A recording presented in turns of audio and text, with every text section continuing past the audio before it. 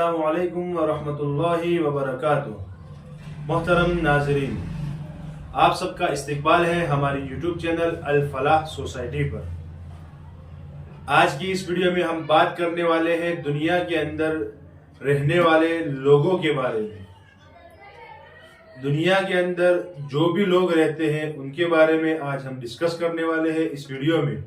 तो बने रहे हमारे साथ आखिर तक, इंशाअल्लाह ऐसी नॉलेज आपको मिलेगी शायद कभी किसी ने आपको बताई हो। तो चलिए हम चलते हैं हमारे असल टॉपिक की तरफ।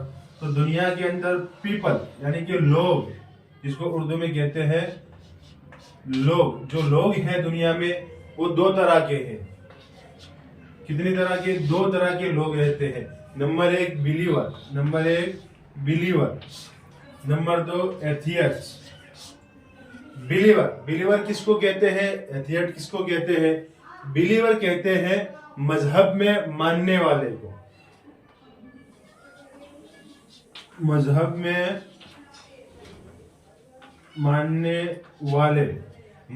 मानने वाले को बिलीवर कहते हैं और न मानने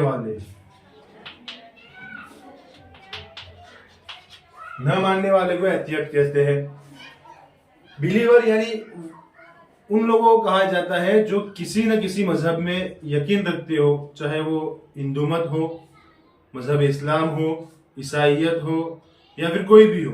किसी न किसी मजहब में मानने वाले को हम कहेंगे बिलीवर। किसी न किसी मजहब में बिलीव करते हो, जैसे कि मुसलमान है इस्लाम में बिलीव करता है, हिंदू भाई है हिंदू मत में बिलीव करता है, नसरानी है नसरानियत में बिलीव करता है। इसी तरह हर कोई मजहब में मानने वाले को हम कहेंगे बिलीवर।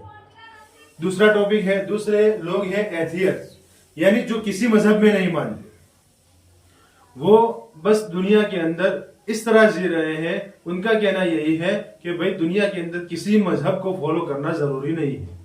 दुनिया के अंदर ऐसे लोग, ये जो लोग हैं ऐसे लोग दुनिया के अंदर 7% है। 7% ये लोग दुनिया के अंदर है, यानी कि आटे में नमक की तरह है ये लोग जो दुनिया के अंदर बस रहे हैं। आज इस वीडियो में हम इन दोनों के बारे में थोड़ा सा समझ लेंगे इंशाअल्लाह। तो चलिए समझते हैं। एथियस्ट, इन लोगों का कहना यह है कि भाई मजहब वगैरह की अब जरूरत नहीं है। मजहब वगैरह की जरूरत उस वक्त थी जबकि इंसान ने कोई तरक्की नहीं की थी, इंसान चांद पर नहीं पहुंचा था, इंसान ने तरक्की के कदम नहीं चूमे थे। उस वक्त मजहब की जरूरत थी। अब चूंकि इंसान इतना तरक्की कर गया है, इंसान चूंकि चांद पर पहुंच गया है, तो अब किसी मजहब को मानने की जरूरत नहीं है, इनका ये कहना है। तो क्या इनका कहना सही है या नहीं है? तुम्हें जाहिर है कि इसमें ये लोग जो कह रहे हैं कि भाई अब किसी को कहने की जरूरत नहीं है, तो ये जाहिर से ये लग रहा है कि ये बिल्कुल गलत है। इसलिए कि जिंदगी गुजारने के लिए मजहब जरूरी है। मजहब कहते किसको है? मजहब कहते हैं गाइड करना। मजहब जो है वो इंसान को गाइड करता है कि दुनिया के अंदर तुम्हें किस तरीके से जिंदगी गुजारनी है, कैसे तुम्हें अपना बिजनेस बढ़ाना है, कैसे तुम्हें कामयाब होना है, ये मजहब ही गाइड करता है। कैसे लोगों के साथ तुम्हें अच्छा बर्ताव करना है, तुम्हें कब क्या करना है, ये सब हमें कौन बताएगा? ये मजहब ही बताता है, इसके अलावा कोई नहीं बताता। जैसे कि मिसाल के तौर पर समझ लो, एथियस्ट कहते हैं कि भाई जब दुनिया ने तरक्की नहीं की थी, अब चूंकि साइंस आ गया है तो अब मजहब की जरूरत नहीं है। अब इनका कहना है कि साइंस चूंकि इतनी तरक्की कर गई है तो मजहब की जरूरत कोई है नहीं। मिसाल अब मैं आपको समझाऊं, साइंस जो बहस करता है वो दो टॉपिक पर बहस करता है।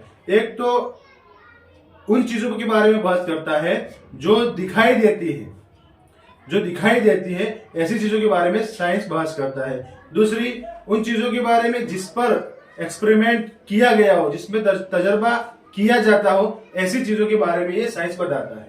अब मजहब चूंकि ऐसी बातों में बहस नहीं करता, मजहब आम तौर पर ऐसी बातों में बहस करेगा जो दिखाई नहीं देता, ऐसी बातों में मजहब बहस करता है।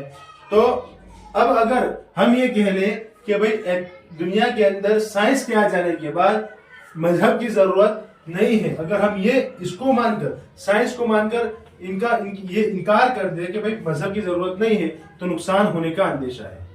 नुकसान किस तरह का होगा कि अगर कोई मिसाल के तौर पर कोई साइंटिस्ट ऐसा हो जो कोई एक्सपेरिमेंट करना चाहता हो और उस एक्सपेरिमेंट की वजह से दुनिया के अंदर रहते लोगों को नुकसान पहुंचना हो, नुकसान पहुंचने का अंदेशा हो, अगर कोई ऐसा एक्सपेरिमेंट करना है, अगर वो साइंस किसी मजहब में बिलीव नहीं करता तो वो बिला धड़क बिंदास बगैर हिचकिचाए वो एक्सपेरिमेंट कर देगा, चाहे लोग तबाह हो जाए, जैसे कि फर्स्ट वर्ल्ड वॉर में हुआ था।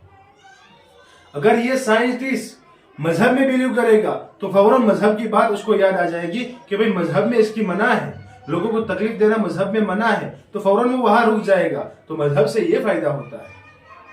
अब अगर इसने नुकसान पहुंचा दिया, एक्सपेरिमेंट कर दिया और लोग हलाक हो गए, तो बताओ लोगों को हलाक करने वाला सक्सेसफुल आदमी कहलाएगा या अनसक्सेसफुल कहलाएगा? जाहिर सी बात है अनसक्सेसफुल कहलाएगा।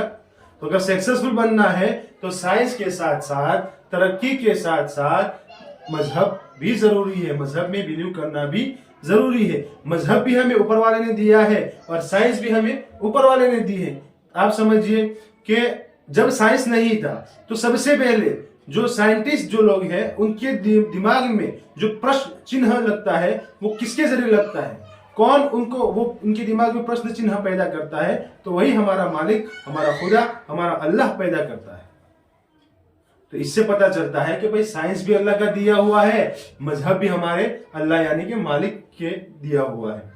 तो जाहिर सी बात है दोनों अपनाएंगे। जो लोग मजहब के साथ साथ तरक्की को चुनते हैं, अगर ये कहेंगे भाई मैं मजहब में मानूंगा, तरक्की में नहीं मानूंगा, तो ये भी गलत हो जाएगा। इसलिए कि अगर आप तरक्की साइंस में नहीं मानते हैं तो फिर पंखा यूज करना बंद कर दीजिए, मोबाइल यूज करना बंद कर दीजिए, कंप्यूटर यूज करना बंद कर दीजिए, लैपटॉप यूज करना बंद कर दीजिए। इसलिए अगर हम ये सब यूज कर रहे हैं मतलब ये होता है कि हम मजहब के साथ साथ साइंस को भी मानते हैं और दोनों को मानना है। अगर मजहब के साथ साथ साइंस को मानेंगे तो कामयाबी कदम चूमेगी। आइंदा वीडियो में हम इंशाअल्लाह साइंस के बारे में और तफसीलात से बताएंगे। तब तक के लिए अलविदा, अस्सलामु अलैकुम व रहमतुल्लाहि व बरकातहू।